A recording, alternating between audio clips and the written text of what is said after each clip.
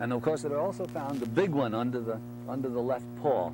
And as you probably know, Edgar Cayce predicted that, he said under the right paw, there would be the Hall of Records with the records of Atlantis in it. Well, everybody seems to be fixated on this damn Hall of Records. And it's a, what? Oh, yeah. All of these people seem, even Beauval is sort of fixated on this. And to my mind, this could be a red herring. I mean, maybe there's something in there, maybe there's not. Our seismographs certainly did find... Anyway, nobody knows what the devil these things are for, but there seems to be a passageway or a something underneath that we think may be connected to that bigger chamber or bigger whatever it is beneath the paw. Now,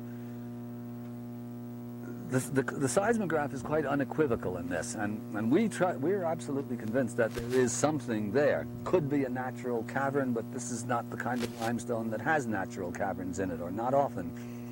Behind the rump, there's a place I didn't show you when I was back there, but there's a loose stone. You can pull it away from behind the rump of the Sphinx, and there's a passage that goes down, and then under a kind of a rough-cut cavern, maybe cut in by people who are looking to, tomb robbers or something.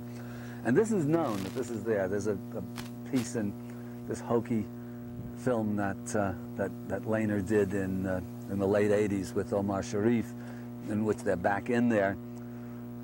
So there's no mistake that there is that cavern, and our seismograph shows that absolutely in detail. From the readout of the seismograph, you really not only do you know there's a cavern there, but you know the shape of the cavern and how deep it is and how big it is. Perfect.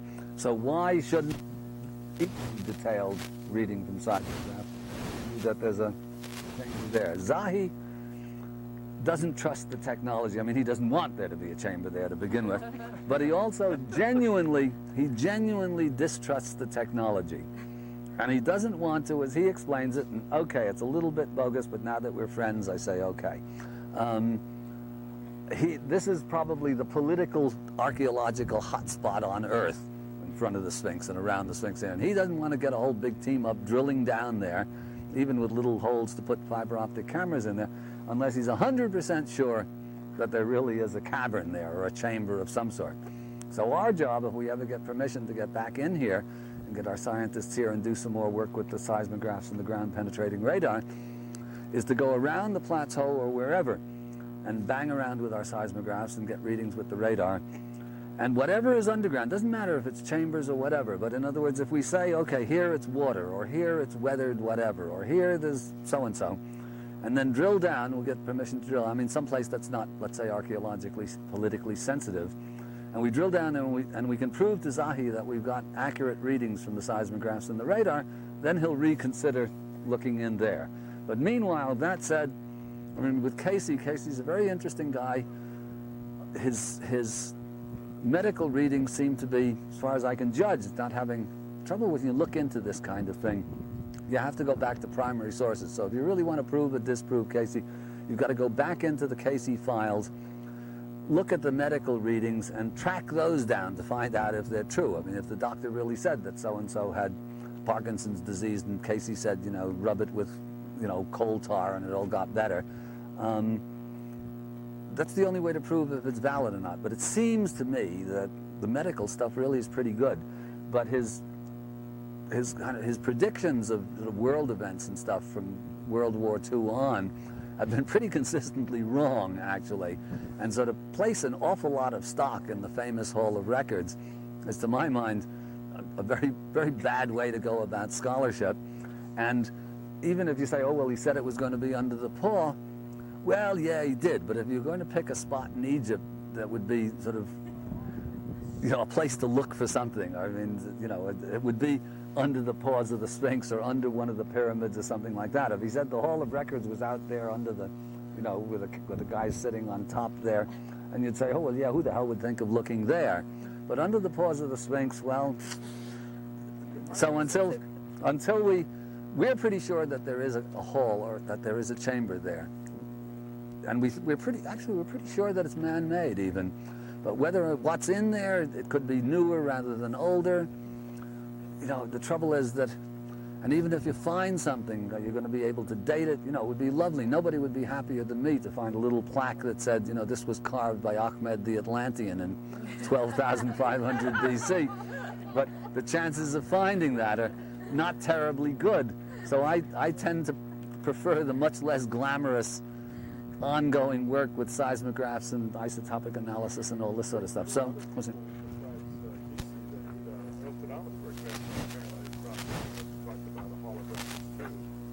Did he? I don't know. But the trouble with Nostradamus is that you can interpret it in so many, many different ways. There were other sources. Some people believe that that's what's shown. I know in some of the, for example. Yeah. No. Yeah. That's. I know. No. On the stele in between. No. That's. I mean, that's quite clearly a palace facade, and people are just reading that as their bunch of chambers. But there have been lots of people. I mean, Casey was certainly not the first to. There's a guy I think called Russell back in the 20s who has this elaborate bunch of drawings of supposed underground. I mean, a whole underground city under the plateau, but we certainly didn't find that stuff with our seismographs, and until the seismographs say so, I tend to... There's meters of bedrock, So and then bedrock, and it's under that, and it's... Go out with the shovel. You can't, it's bedrock. It's bedrock. Shovel. No, it's not so easy.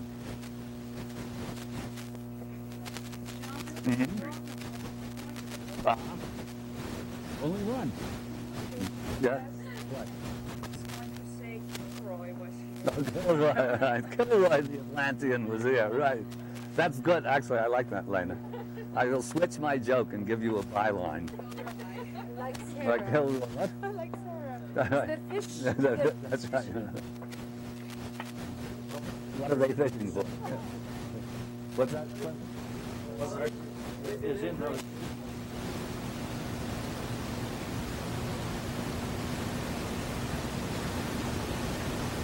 To Abydos, you'll see even more spectacular the Osirion, which is done with blocks of granite that are even more massive. But this is always called. Years old.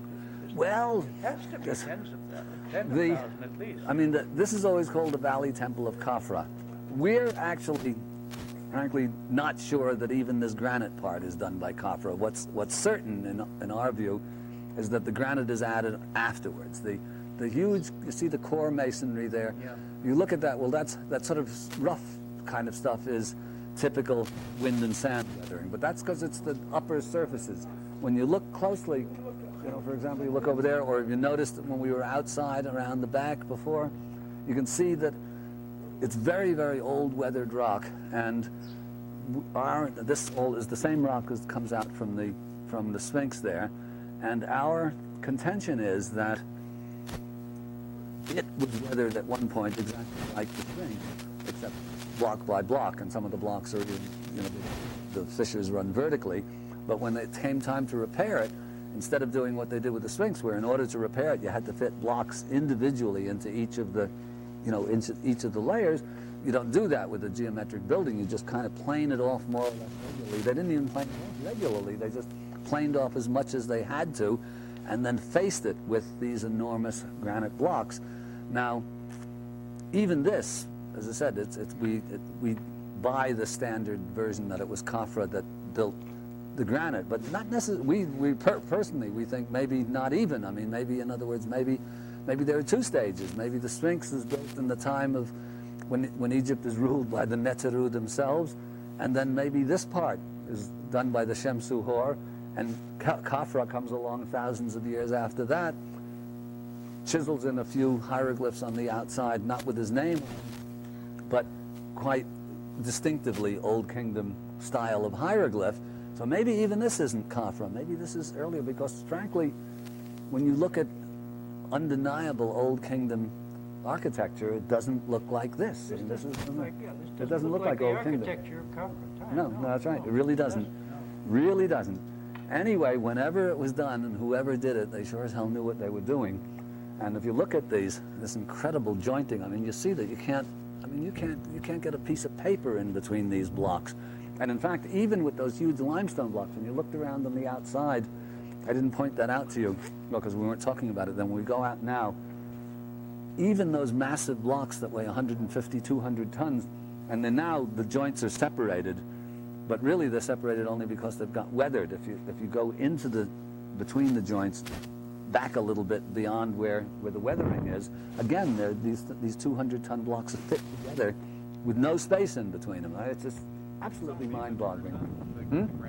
Not the granite. No, these go up to the sort of 20, 30, 40-ton mark. And you notice there are some very interesting architectural features here. Oh yeah, another thing, why build with stones of 200 tons when, even from the point of view of stability, you don't need that. And actually somebody on my trip once had a good point, very interesting thing, because this temple would look very different if these were all done with bricks or with small stones. There's a sense of it.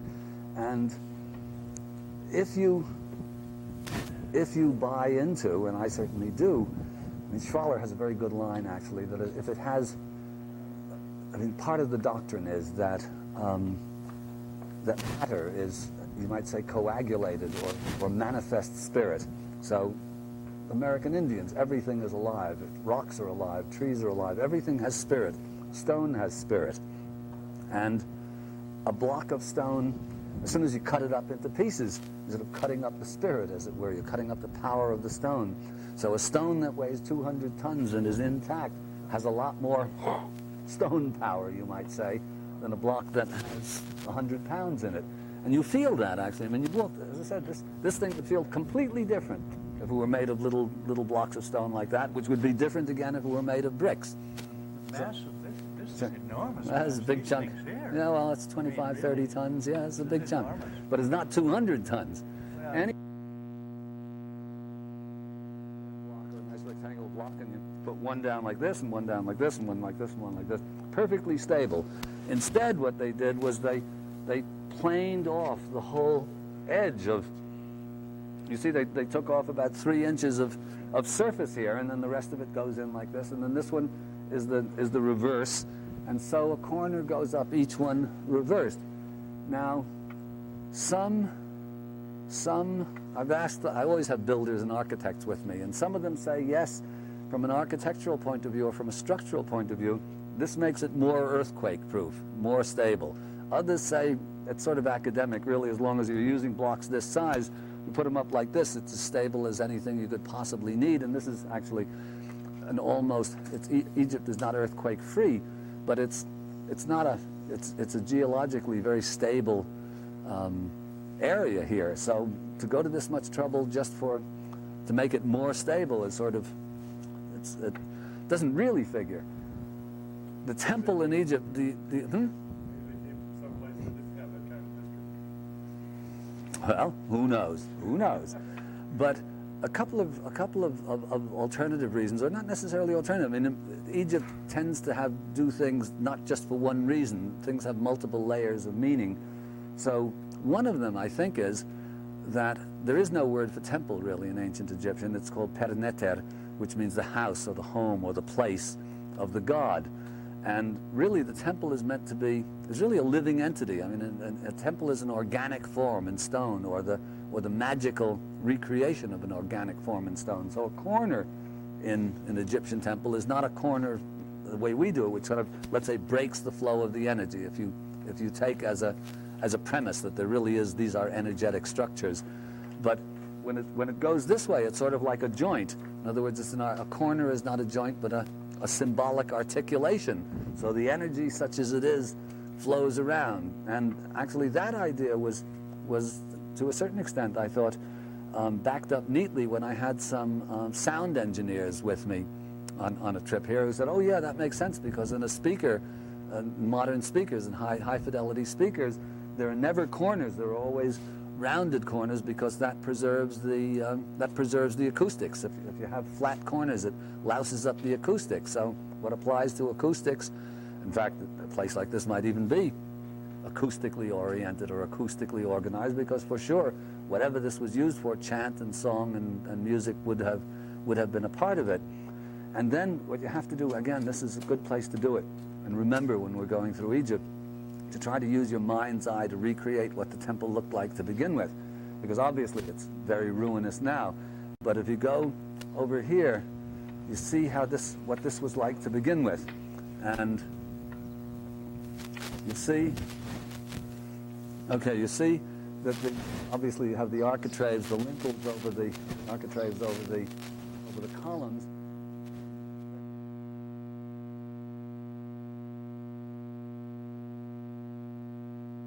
Diorite quarries deep in Nubia, beyond Abu Simbel, and that's where the diorite for this diorite's incredibly hard stone. I mean, modern sculptors wouldn't even approach it with machine tools, much less with hand tools. And the Egyptians used diorite as though it was clay. I mean, everything's molded perfectly. Anyway, this particular diorite had a special quality in that it was, and I forget the word, the opposite of what glows in the dark. What's the stuff that glows? Luminescent is what glows in the dark? Well, this is what glows in the light. Phosphorescent, is it? No, that's different. That's got phosphorus in it. Anyway, this particular diorite in soft light sort of glows from within. So the scene in here, you've got all of these diorite statues sort of suffused in gloom, are statues as though lit from within in this incredible thing here. I mean, it must have been a place of, almost unimaginable beauty and power. And so, I mean, so use your mind's eye, actually, when we're at these places, because fantastic as they are, we're only seeing, we're seeing them in tremendous disrepair. Columns originally, when the floor was all alabaster, would these have been polished smooth? Oh, sure. Oh, absolutely. Oh, yeah, absolutely. They'd have been polished smooth. Yes. If you go to certain places, you see that they're still polished. Okay, well, see, our ceiling was as high as the core? No, the ceiling, no. In other words, the granite would continue up so that the whole thing was faced, but the ceiling would have been one level of roofing slabs over spanning these aisles. The granite was taken away for building else. Oh yeah, it's quarried away and and cannibalized for different things. So actually, that's not bad timing, huh? You see, as I said, 9:30, 10, we're Grockle free, and they start coming at us now. Just right.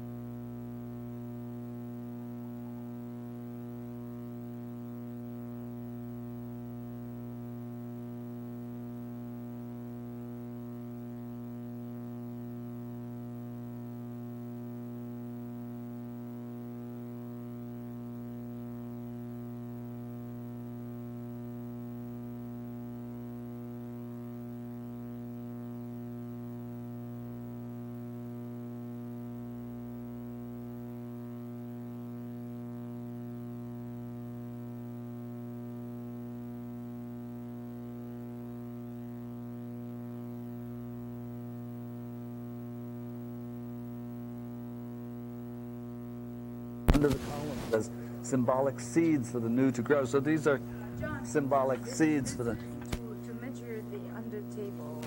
The water table or something? Ah, okay.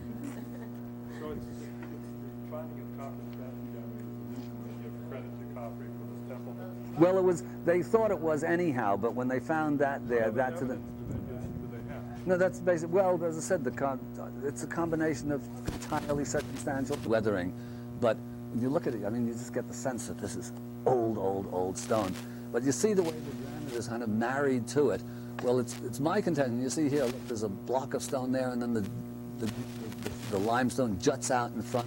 Well, nobody builds a temple that way in one stage. There's only one way to do this. I mean, not only is it logical, but it's actually, I think, physically impossible to build it in one stage this way. The only way is that to build it, you have an old existing structure, and in order to bring it back out to its original contours, stones, in some cases, stones, in others, you'd simply marry the granite back to the chopped off limestone weathering, and you end up with, you know, with a thing that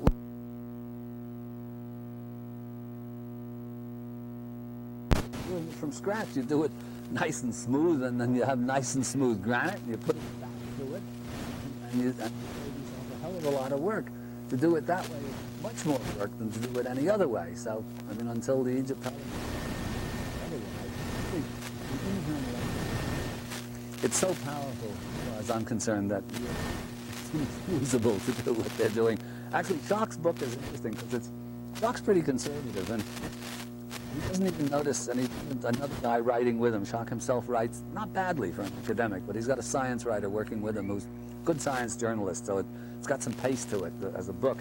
But time and again, the book is basically about catastrophism, and the Sphinx fits into that and all that, but the whole theme is the reality of catastrophe, and then the various scenarios that say how this catastrophe is produced.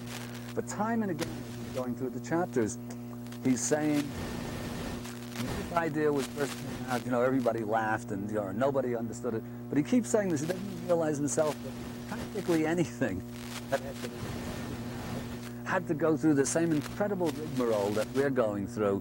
It's just standard in science. Actually, and the wonderful thing about it, it's funny, I mean, I've already done something on the whole notion of objectivity and all the rest of it, but it's a big subject that's only begun to be plumbed. The headline that captured it, as far as I'm concerned, perfectly for what science should be, was a headline in the New York Times it must have been about 10 years ago or so. It was etched in my memory that captures the whole thing in a single. It said, it was from the Science Times, and it said, "Debate over dinosaur extinction grows unusually rancorous." Now, what this tells you is that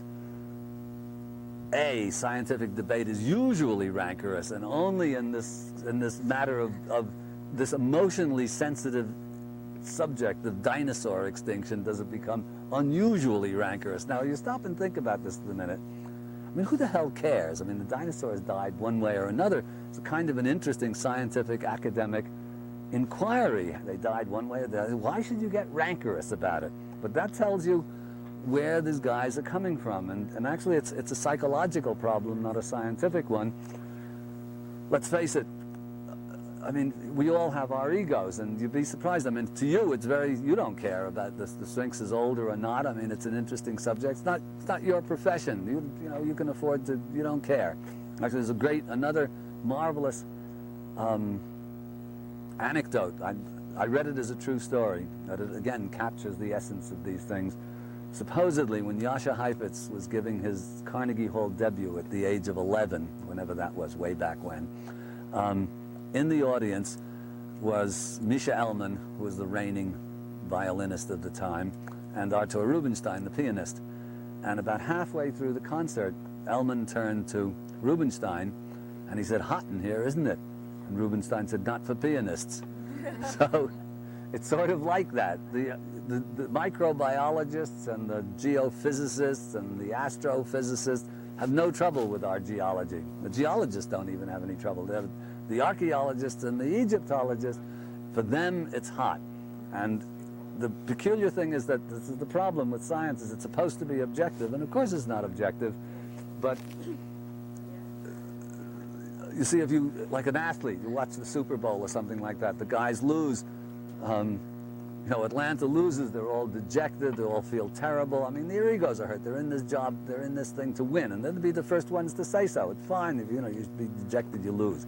The businessman, the business goes bust, these guys get, distraught. They drink themselves to death. They jump off bridges and so on. I mean, the ego of a businessman, a good businessman, is generally bound up not so much even with money, but with success. If suddenly the business goes bust, well, he goes bust. He's a failure, etc. I mean, the artist the same way. The thing is, the opera or the book or whatever is massacred by the critics, and nobody buys it, and they're all completely distraught by this. That's what their egos are bound up with. But science is supposed to be objective, but you see what happens when suddenly their opinions get crossed, because actually the truth of the matter is they're not really interested in discovering the truth. What they're really interested in is being right.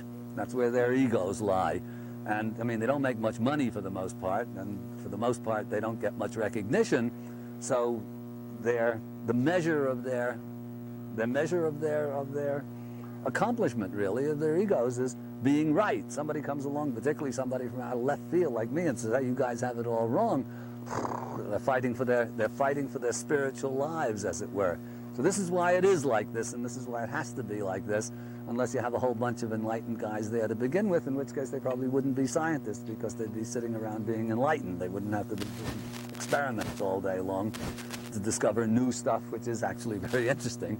I'm delighted that they're there, but that's why you get, because from the outside everyone comes on my trip and says, why do I point out the evidence, why can't they just see it that way? Well, that's why they can't see it, because it means that they're wrong. Their stock in trade is being right. So once you know that, actually, you can be much less, it doesn't bother me anymore.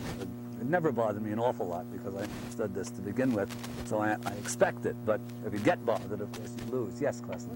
That space up there. Oh, well, that Theory probably, about yeah, well, in all likelihood would have had a statue in there of whoever, of Khafra, or maybe of I mean, this is dedicated to, not to Hathor, but I think to Bastet. There are these little inscriptions here. Maybe you can read them, Klesson, actually. They're very faint. You see, boy. You see, I mean, Mary something, Mary, that's Mary, that's, boy, sometimes it's clear, it's hard to read, but I think, and there's the feminine T, but I think they've decoded this, and the whole temple is consecrated to Bastet, in which case, maybe there'd be a statue of Bastet there, or maybe a statue of whoever built the thing. Okay. The Sphinx temple is not granite like this. It's limestone, is it? Well, it's all limestone, but it was probably faced with granite as well at some point or another. Oh, by the way, but this raises actually a very interesting question. You see, the way the Sphinx looks now, I mean, it's sort of sitting there and you see the ground in front of it here, but originally, oh, by the way, let me say this now. Those guys taking pictures, Klesson, do not do what you're doing, walking backwards without looking where you're going. Ever. I fell already almost. Ever, yeah. Word to the wise, I've usually told somebody by now, or I have a grockle with a broken leg. Always look, particularly if taking pictures and you're going like this, and adios grockle. Anyway, you see, our seismographs showed that it's thought, and I think probably with reason, that even in dynastic times there was a harbor here, or there was a canal leading from the Nile and a big harbor in front of the Sphinx.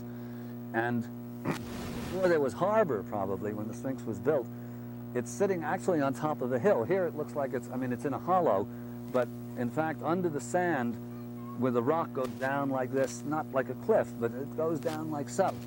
So, and then down to whatever the level of the Nile was at the time. But what's peculiar about this, you look at it and you stop and think of it, who the devil was supposed to look at the Sphinx, and in what context, when you've got this huge temple in the front?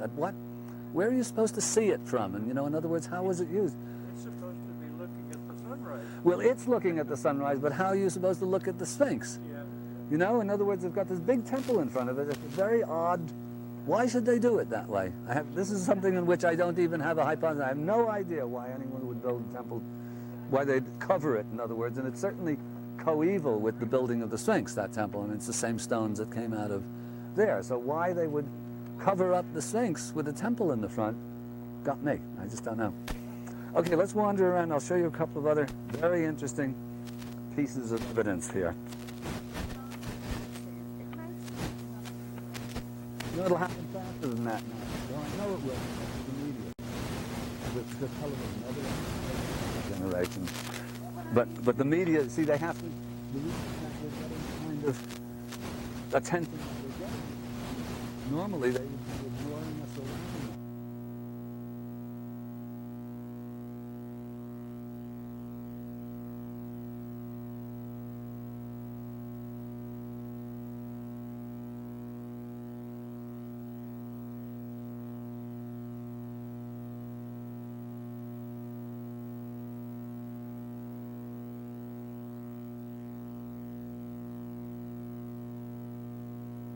We go around. This is quite new. As you keep going through here, you discover the plateau 100 times, and all of a sudden one day you come along, or somebody points it out. In fact, the one around the corner that I'll show you was pointed out to me by a friend of mine who was along on a trip with me, and I hadn't noticed. I'd seen it 50 times, never noticed. And on that note, actually, people often say, in fact, shock when I first showed him the evidence, the water weathering, just in pictures. And he said, well, it's so obvious, why has no one seen this before? So he couldn't believe that it was true, because somebody would have noticed it. And it is sometimes hard to believe, but it's really, in science or anywhere else, actually, you can't just, as they say, they have an open mind. An open mind is actually an empty mind. Can't have an open mind. What you can have is recognize your own prejudices and opinions and be prepared to change them. So, when I get on radio or television, some of the opposition, and guys say, well, it's all right, prove it to me. I've got an open mind. To me, it's like a politician or a used car salesman who says, trust me. I mean, it's somebody who's never looked at the nature of the contents of his own mind to see how closed it is. But as I said, the secret is to know what your own prejudices are and then to react accordingly. You tend to find what you're looking for. So if you're intent upon finding potatoes, you can walk through the diamond fields of Johannesburg and come home and say to your wife, no potatoes, these nasty glittering stones. And so the geologists were not looking for water weathering. It simply never occurred to them, and why should you even think this way in the middle of the desert? And it takes somebody like Schwaller to suddenly say, gee, water weathering. And then once you say it, it's sort of obvious, but not if you don't want to think so. Wind and sand. Even though this wind and sand does not produce this kind of weathering, and it produces it very, very slowly. Actually, we'll go from here to the tomb of Debehen, a little couple of 100 yards up the hill, and there you will see the classic wind and sand weathering. It's on the video. Everyone's probably seen it, but it's quite a different thing. I mean, I think everybody here has seen the video, right? Have you seen it, Marie-Françoise? You're the only one who hasn't. You haven't either? Oh, no, the video's gone out. It's been all over the world, and so everyone's seen it. But even you see it on video, it's one thing, and you see it, your nose up, like for example, all the weathering and stuff. You saw the video. To see the Sphinx in person is quite a different kettle of stone, isn't it? Anyway, this is supposed to be the tomb of Kentkaus, but you see that it's all of this Old Kingdom masonry piled up. I mean, originally what it looked like, hard to know, but this is bedrock down here, and you see that it's all been planed away again, and take repair blocks. When you get around the corner there, you'll see how it's fitted to it. It's the same principle as the repairing to the Sphinx, but a different execution, the same principle as fitting the granite to the Valley Temple, but it's a different way of doing it. But you'll see that unmistakably repair blocks applied to an already existing core masonry, and then when we get to the Exhibit C around the corner, you'll see a very interesting instance of the weathering. So let's go wander. Yeah.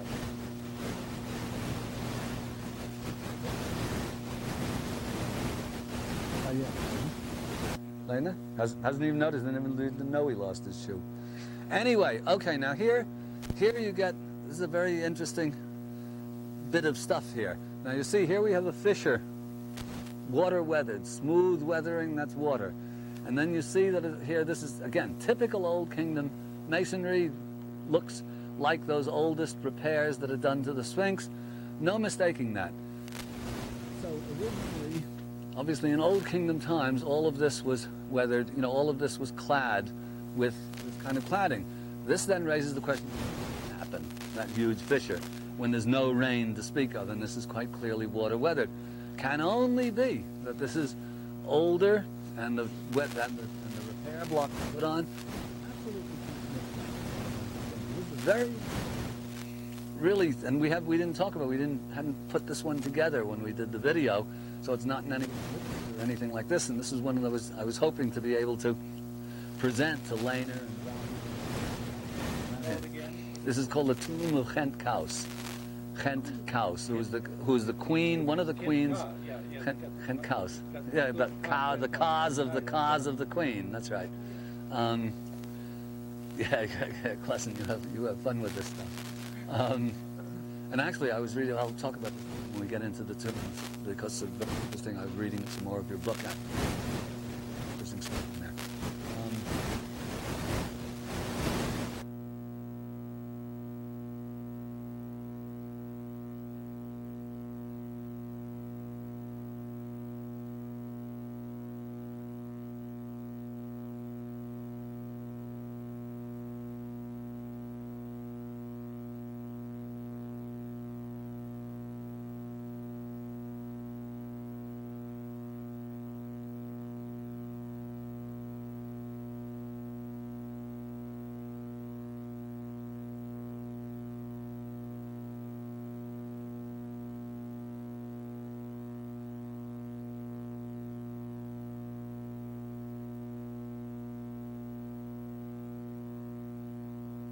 By the way, very spectacular. There you have typical wind and sand weathering, actually, done, because this is always above the, of the sand line. I don't know if in a lot of your rooms they've got the David Roberts prints on the walls, and some of them have, I don't know if you have it in there, the view taken from behind here, the David Roberts takes, and this is in view, the Gent Kaus thing. Everything's sand. You can just see the head of the Sphinx above, and then the pyramids behind. And, it shows this above sand, and where we're going now, a couple of 100 yards up the way there, that's above sand. Nothing else is above the sand. Everything is covered. This is 1838 that's done. So it gives you a very good view of, how the things looked and done, by this brilliant lithograph. No.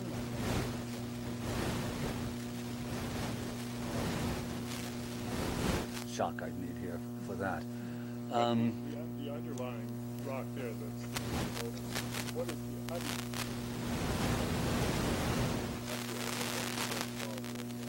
Well, there it is. There's the... that's the same. That's the same, yeah, that's the same there.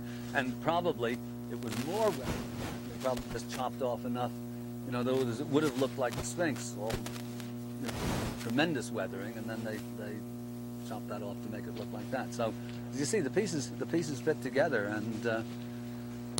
and it, when you read Schock's book, if you get it, actually you've got to get somebody to review it. Yeah,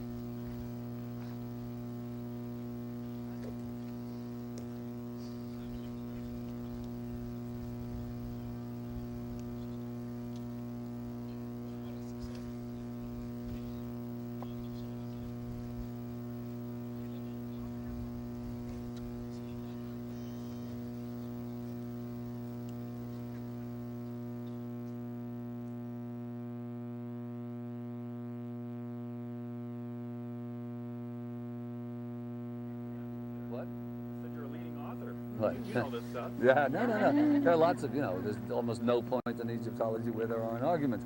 But actually, I was just looking at something that intrigued me. I'll explain in a second. So granite is used as a refurbishing stone often. And in fact, even at the Khafra pyramid, you can see, even from here, when we get over there, you'll see the top, you see the casing stone's actually still intact. If you have binoculars, you can see that, it's very smooth. When we get over to the Dashur pyramids, you'll see that, particularly the Bent pyramid, the casing's almost intact.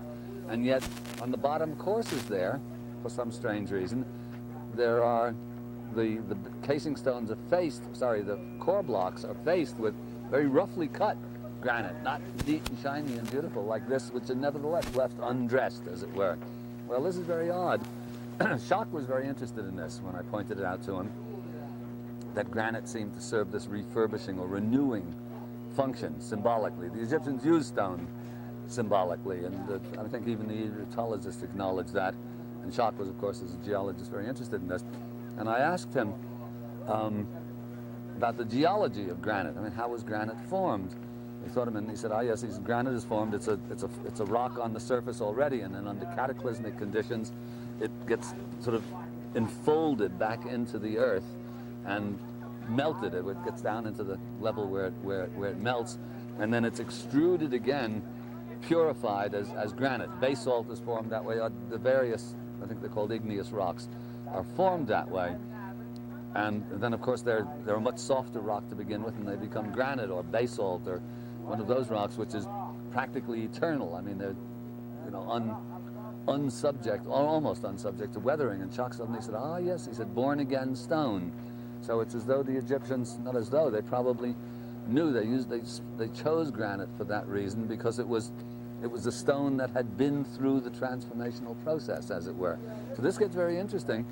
And when we get over to Khafra, that the granites, we don't know how high it went, but my bet would be that it only went up as high as those earlier courses, and then the rest was limestone, because it was renewing the older courses. And see, Menkaura, I think, is the same kind of thing. In other words, I think that this is a pyramid.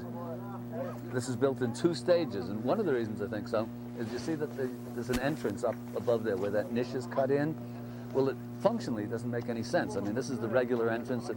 If we were going into this pyramid, you'll see usually there's a map here that shows you where everything goes. But anyway, it goes down into a set of chambers, but that other dummy doorway, as it were, also leads down, so it comes to a dead end. And my guess is, I just noticed this myself, but I wouldn't bet on it, but it looks like the stonework in the interior of that niche looks different than the stonework on the outside. I'm not sure, it just looks finer, closer jointed, but it may just be that this has been subject to weathering, but I'm not sure. But anyway, for other reasons, we'll walk around the pyramid there, and you'll look at the causeway. I think this also may be a pyramid in two stages, and so that the granite here is in a sense symbolically restoring the older. I mean, the older stuff would of course be on the bottom. Now, why it is left unfinished or semi-unfinished is a mystery. I mean, obviously they finished off this bit here. Around the other side, there's also this roughly dressed granite, which is nevertheless, you see, very finely jointed together. And there too, for no particular reason, the little bit in the center has been finished off, and then not that stuff. The usual explanation is, the king died and they didn't get around to finishing it. Well, maybe. No, this they did. You see, when tombs are left unfinished, when whoever the occupant died, they then didn't continue with the relief work. You'll see some very interesting cases of that when we get to Saqqara. But this is mysterious, and I'm not exactly sure why. And even that other stuff there, where they've got all those kind of lumps and bumps, and some people think, they had those lumps and bumps to lift them into place and stuff. But then there are others that don't have lumps and bumps, and even cut the way they are, they're still cut. I mean, it's not as though they've just been chopped out of the quarry that way. So they've been dressed to a certain extent, obviously jointed into place, very, very finely. So it looks as though it's done for some reason, and is very reminiscent of the stuff in Peru. Not as they don't have those complex polygonal, you know, sometimes the ones in Peru have 12 and 14 faces to the stones, but it definitely has that kind of air about it as the Peruvian stuff. So this is, you know, this is a very interesting structure here at Menkaura, and whether or not that's what, yes. Of course, the big difference of the limestone is that it's a sedimentary rock instead of an igneous rock. Exactly. So that it is this big difference, I'm sure, that is significant in the way it's used. For example, the King's Chamber is granite, and the other is limestone. Yeah, well, some people think, I mean, there's this theory put out by a guy called Chris Dunn in a book called The Giza Power Plant. I know Chris, and what he said, he's a machinist by trade. He makes these high-tech machines, and he talks at length, about half the book is discussing the technology for machining these very hard stones. He says it has to have been that's a drilled. problem too. This is very interesting. He then goes on with this very elaborate theory, which is intelligently thought out. I just think it's wrong, that the Great Pyramid was used as a power plant. Actually, there's Kunkel's theory, which is that that it was called Pharaoh's pump, that it was a hydraulic pump.